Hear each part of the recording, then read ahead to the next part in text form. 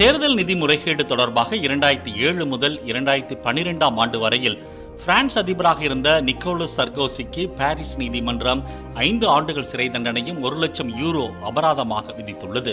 லிபியாவின் முன்னாள் அதிபர் மம்மர் கடாபிக்கு ஆதரவாக நிக்கோலஸ் செயல்பட்டு வந்ததால் அவரது தேர்தல் செலவிற்கு கடாபி நிதி அளித்ததாக எழுந்த குற்றச்சாட்டில் நீதிமன்றத்தில் தீர்ப்பளித்தது.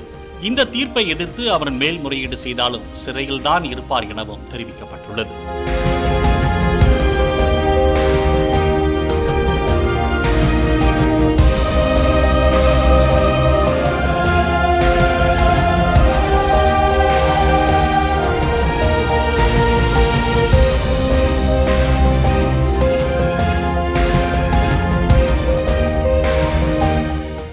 பிளே ஸ்டோர் மற்றும் ஆப் ஸ்டோரில் இருந்து பாலிமர் செயலியை QR கோடு மூலம் பதிவிறக்கம் செய்யுங்கள். செய்திகளை உடனுக்குடன் பெறுங்கள்.